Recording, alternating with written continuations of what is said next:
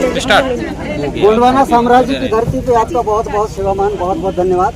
आज बालाघाट जिले के परसवाड़ा विकास खंड में आप डॉक्टर भीमराव अम्बेडकर जयंती पर यहाँ पर आए हुए हैं और चूँकि एक यहाँ पर समस्या है, ट्राइबल एरिया है, कान्हा नेशनल पार्क, यहाँ से जो बहुत सारे गाँव विस्थापन सेंसिटिव एरिया है और बैहर विधानसभा पछले क्षेत्र काफ़ी गाँव विस्थापन हो गया है। तो ट्राइबल के लिए सबसे पहले हम पूछेंगे कि आप क्या ऐसा है जो हम लोग एक हो और उसके लिए लड़ाई करें। बहुत धन्यवाद। ये बहुत ऐतिहासिक जगह है।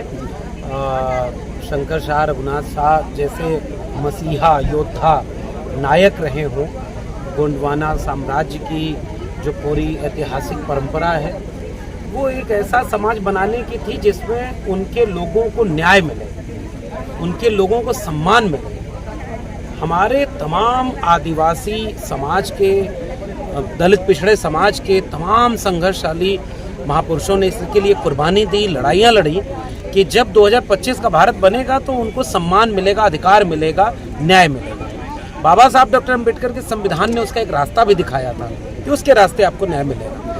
लेकिन आपने जो समस्या गिनाई, मैं इस जगह खड़े होकर के फिर से अपने इतिहास को याद करते हुए यही कहूँगा, अगर आज न्याय नहीं मिल पा रहा है तो न्याय पाने का सहारा बाबा साहब का संविधान है।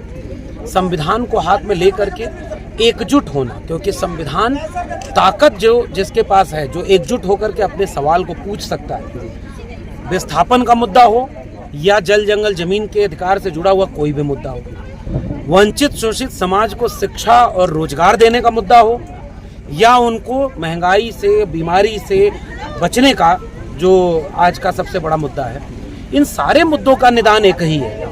ये पूरा 90% बहुजन समाज एक हो, ओबीसी समाज, शेड्यूल कास्ट, शेड्यूल ट्राइब समाज के लोग एकजुट हों, एक दूसरे के दुख दर्द में शामिल हों, एक दूसरे की लड़ाइयों में, न्याय की लड़ाइयों में शामिल हों। जब मिलेंगे तो न्याय की लड़ाई जीतेंगे।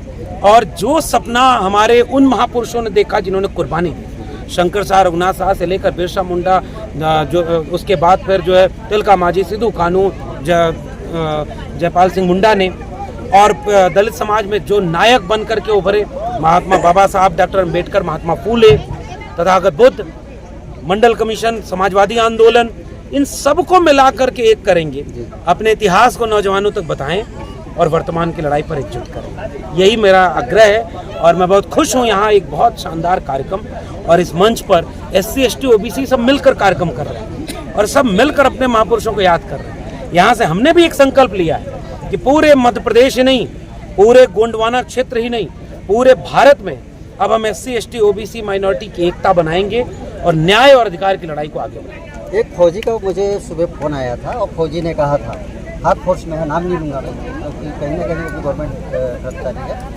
तो उन्होंने कहा था कि आप एक सवाल जरूर करना यादव जी से कि आप एक गवर्नमेंट कर्मचारी अधिकारी थे, इसके बाद में ड्यूटी के दौरान जो है आपने जो है ST SC OBC माइनॉरिटी की आवाज़ उठाई थी। क्या आप इतने घूमते हैं, आप देश विदेश में जाते हैं, आपको डर नहीं लगता? देखिए, कोई कहे कि उसे डर नहीं लगता तो वो झूठ बोल रहा है।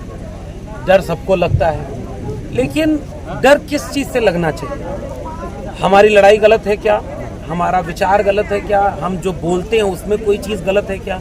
न्याय की हमारी लड़ाई है, हमारे महापुरुषों के सपनों का भारत बनाने की हमारी जिद है, हमारी विचारधारा संविधान की को लेकर के चलती है। तो विचार में हम गलत नहीं है, काम हम गलत कर नहीं रहे, इसका डर नहीं है। डर ये है कि जिन लोगों को हम अपने लोगों को जगाने की कोशिश में पूरे भारत में घूम रहे हैं, अभी वो जागरूक नहीं हो पा रहे, वो इस बात को समझ नहीं पा रहे। तो हमारा जो परिवार का आदमी है वो हमारी अहमियत अभी कम समझ रहा है, और जिस अन्याय की ताकतों से हमारी लड़ाई है वो हमारी अहमियत ज़्यादा जानता है। इसलिए वो उन हर लोगों की आवाज़ को खामोश करना चाहेंगे जो लोगों को जगा रहा है, उसका डर है। लेकिन डर इसलिए भी नहीं लगता कि हमारे महापुरुष नहीं डरे तो हम क्या डरेंगे। तो इसलिए कोई बहुत डरने वरने की चीज़ नहीं है। हम अपने हाथ में बाबा साहब का संविधान लेकर, अपने महापुरुषों का विचार लेकर और न्याय और समता का परचम लेकर के ऐसे ही गांव का घूमेंगे। आप लोगों का प्यार हमारा ढाल है और यही हमें बचाएगा, यही हमें आगे ले चलेगा।